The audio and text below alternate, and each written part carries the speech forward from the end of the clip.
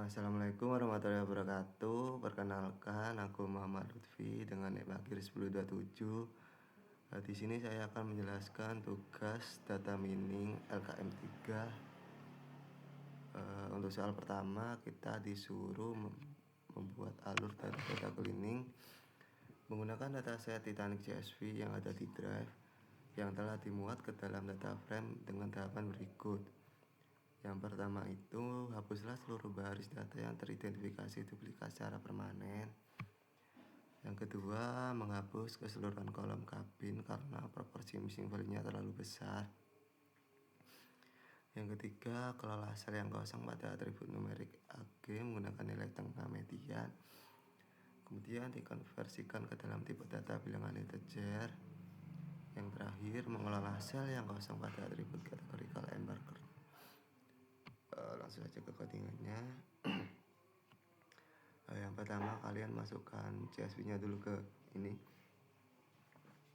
agar bisa dibaca oleh Python.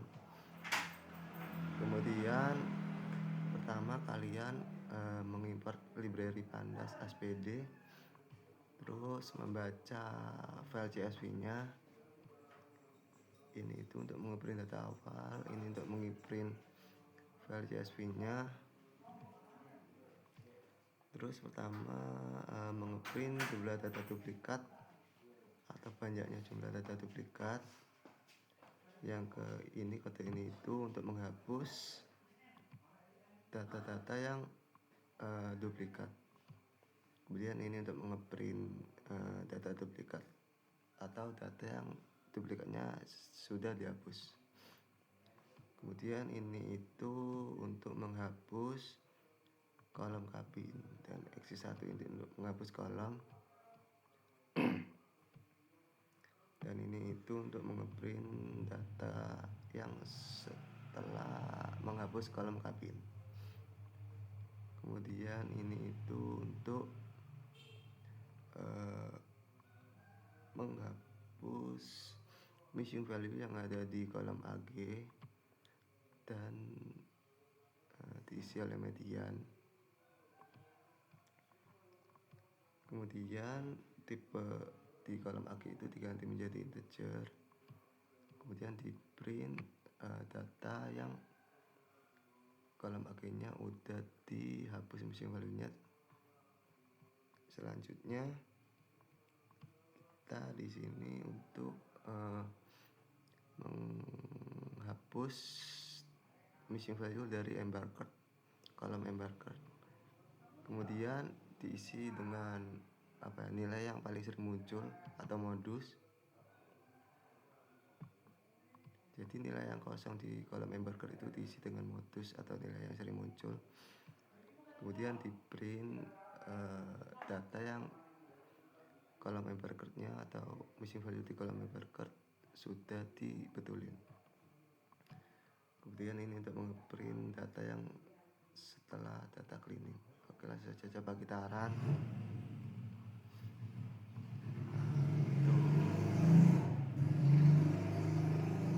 Sebentar, lupa masukin. Oke, coba kita run.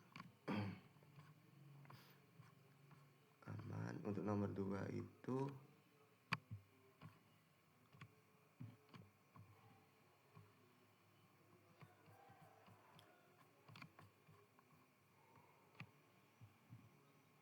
kita disuruh membuat rangkaian manipulasi data lanjutan pada data frame. Hasil dari soal nomor 1 beserta transformasi objek baru dengan tahapan berikut. Melakukan modifikasi nilai atribut set khusus untuk baris indeks ke-4 dan ke-6 menjadi string dengan tulisan teks menggunakan indeks eksplisit LUC. Lakukan buktian hasil modifikasi tersebut dengan menambahkan baris data dari indeks ke-4 dan ke-6 menggunakan teknik slicing yaitu LOC. Susunlah sebuah dictionary dengan cache nama dan tarif yang nilainya diambil dari 5 data nama dan tarif yang teratas pada dataset. Lakukan transformasi dictionary tersebut menjadi data frame baru dan terapkan indeks eksplisit pada data frame tersebut sehingga hasil barisnya tidak menggunakan angka default melainkan bernama P1 hingga P5. Langsung saja ke codingannya. Di sini itu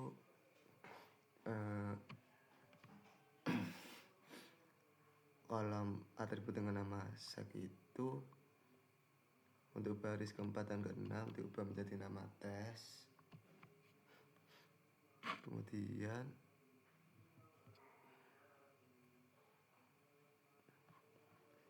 kita disuruh mengubah data pada indeks keempat dan keenam itu menggunakan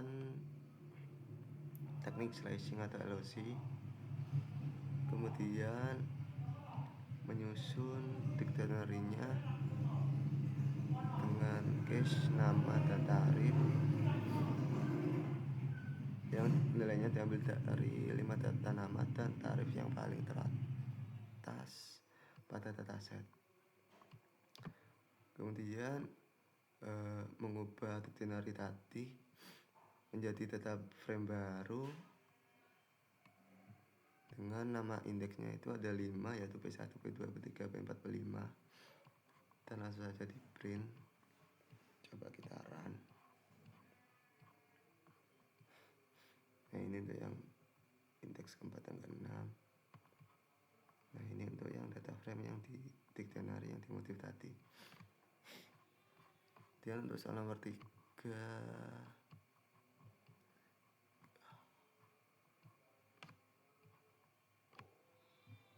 kita disuruh membuat tahapan pemrosesan data dan inisialisasi pemodelan menggunakan dataset di teknik speed dengan tahapan berikut.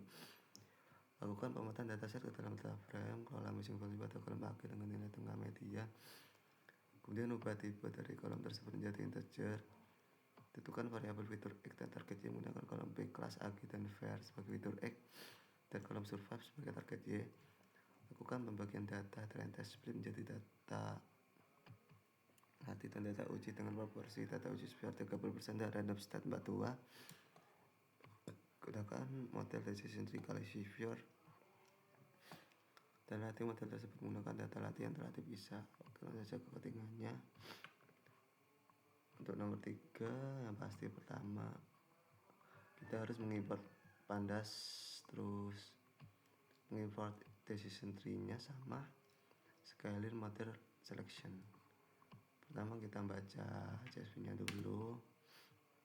Yang ini itu berfungsi untuk mengubah missing value pada kolom AG menjadi attribute value yang median, lalu tipe datanya itu diubah menjadi ke integer. Ini itu berfungsi untuk menentukan variabel fitur X dan target Y. Jadi untuk fitur X itu isinya P class, AG sama var. Untuk Y itu survive. Yang keempat ini itu berfungsi untuk membagi data menjadi data latih dan data uji. Untuk TSS-nya 0,3, random state-nya 42.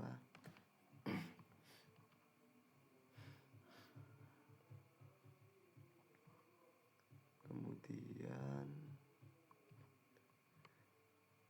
kita mengeprint data, jumlah data latih dan jumlah data uji. Yang terakhir itu menggunakan model decision tree classifier dan latih model.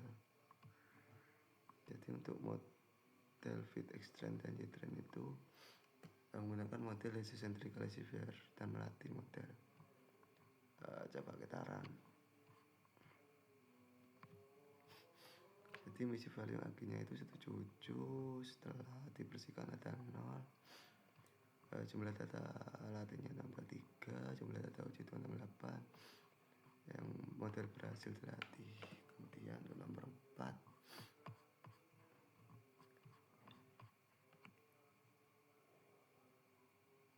membuat evaluasi terhadap performa model yang telah dibuat dan dilatih pada saat 3 dengan tahapan berikut. Lakukan prediksi keseluruhan terhadap data uji X-test. Tampilkan matrik evaluasi model tersebut menggunakan coefficient metrik dan nilai akurasinya, akurasi skor. Lakukan pengujian secara mandiri dengan membuat sebuah array data penumpang fiktif baru dengan atribut P class 1, AG-nya 45 dan var-nya 50,50.5. Kemudian prediksilah apakah penumpang tersebut diprediksi selama survive sama dengan 1 dan tidak 0. Gunakan model yang kamu buat dan print hasilnya. Jadi untuk soal nomor 4 itu kita disuruh melakukan prediksi terhadap data uji, terus disuruh menampilkan metrik evaluasi model dari Y-test dan Y-pred, terus kita mencari nilai akurasinya dari Y-test dan Y-pred.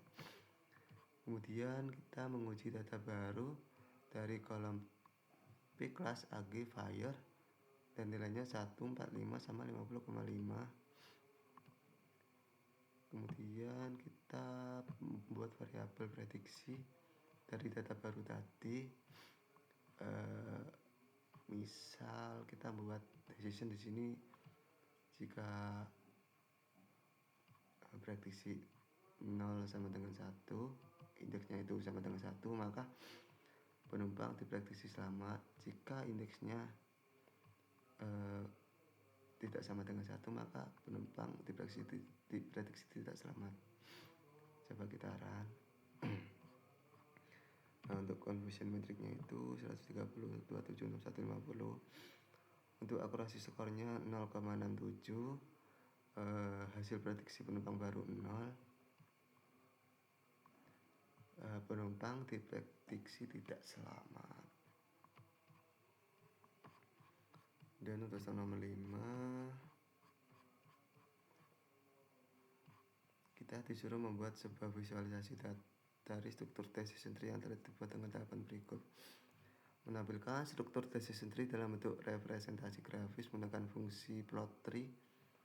Clue-nya itu menggunakan parameter violet sama dengan true agar pohon memiliki warna.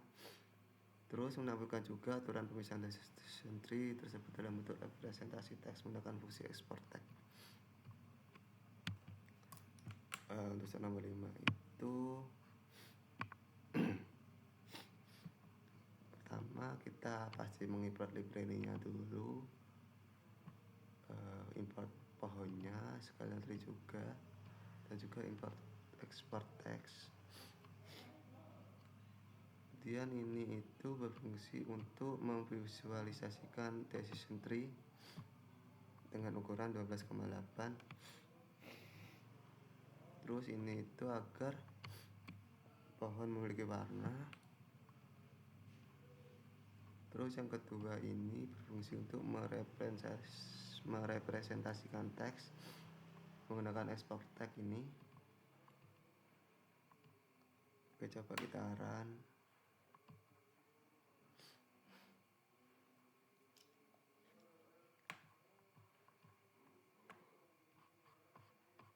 Wah, lama. Nah, jadi untuk outputnya panjang banget. Yang pasti pertama itu muncul decision tree-nya dulu, dan ini berwarna. Kemudian ini yang export tag-nya tadi, banyak banget. Mungkin sekian dari aku. Mohon maaf bila ada salah kata. Terima kasih. Wassalamualaikum warahmatullahi wabarakatuh.